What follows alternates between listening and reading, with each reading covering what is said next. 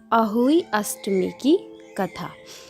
अहोई अष्टमी की कहानी को प्रारंभ करने से पहले सभी माताएं बहनें मेरे साथ एक बार माता रानी का जयकारा लगाएंगी। जय माता दी। अहोई अष्टमी की कथा को प्रारंभ करने से पहले सभी से निवेदन है कि अपने हाथ में अक्षत यानी चावल, पुष्प और दूध अपने सीधे हाथ में रखकर कथा का श्रवण करेंगी। आइए मेरे साथ अहोई अष्टमी की व्रत की कथा का श्रवण करते हैं। अहोई अष्टमी की कथा। एक नगर में साहूकार रहा करता था। उसके 7 लड़के थे। एक दिन उसकी स्त्री खदाने में मिट्टी खोदने के लिए गई और ज्यों ही उसने जाकर वहां कुदाली मारी, त्यों ही सेही के बच्चे कुदाल की चोट से सदा के लिए सो गए। इसके बाद उसने कुदाल को शाहू के खून से सना देखा तो उसे शेही के बच्चे मर जाने का बड़ा दुख हुआ, परंतु वह विवश थी क्योंकि यह काम उससे अनजाने में हो गया था।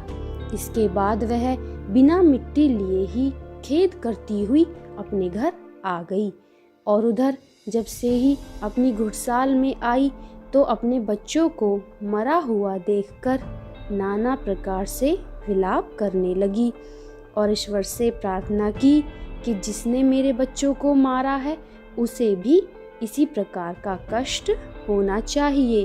तत्पश्चात सेही के श्राप से सेठानी के 7 लड़के एक ही साल के अंदर समाप्त हो गए अर्थात मर गए। इस प्रकार अपने बच्चों को असमय काल के मुंह में समाये जाने पर सेठ सेठानी इतने दुखी हुए कि उन्होंने किसी तीर्थ पर जाकर अपने प्राण गंवा देना ही उचित समझा। इसके बाद वे घर छोड़कर पैदल ही किसी तीर्थ की ओर चल दिए और खाने की ओर कोई ध्यान न दिया। जब तक उनमें कुछ भी शक्ति और साहस रहा तब तक वे चलते ही रहे और जब वे पूर्णतया अशक्त हो गए और अंत में मूर्छित होकर गिर पड़े, उनकी ऐसी दशा देखकर भगवान करुणा सागर ने उनको मृत्यु से बचाने के लिए उनके पापों का अंत किया।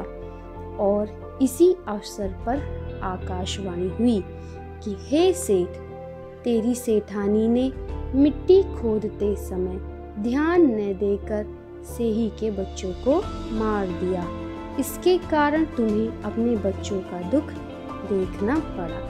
यदि अब पुनः घर आकर तुम मन लगाकर गौ की सेवा करोगे और अहोई माता की अजगता देवी का विधान विधि से व्रत आरंभ कर प्राणियों पर दया रखते हुए स्वप्न में भी किसी को कष्ट नहीं दोगे तो तुम्हें भगवान की कृपा से पुनः संतान का सुख प्राप्त होगा।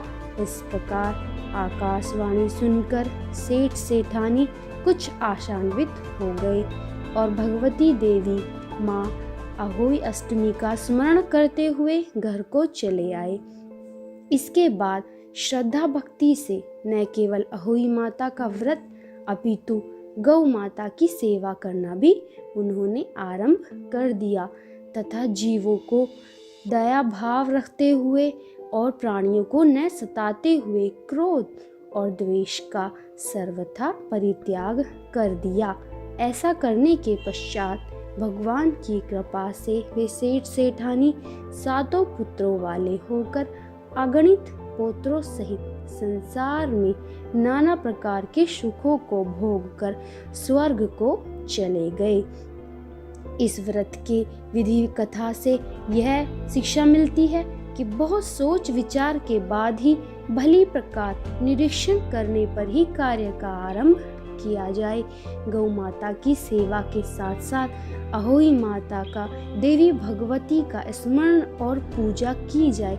ऐसा करने पर अवश्य ही संतान के सुख के साथ साथ संपत्ति और ऐश्वर्य का सुख भी प्राप्त होता है। अहोई माता की जय। अब अपने हाथ में लिए हुए चावल और पुष्प को अपने पल्लू में बांध लें और रात्रि में अर्घ देते समय भगवान को अर्पित करें। अहोई अष्टमी की कथा की इस वीडियो को लाइक करें तथा अन्य पर्व और त्योहार और व्रतों की कहानी की वीडियो प्राप्त करने के लिए हमारे चैनल को अवश्य सब्सक्राइब करें। जय माता दी।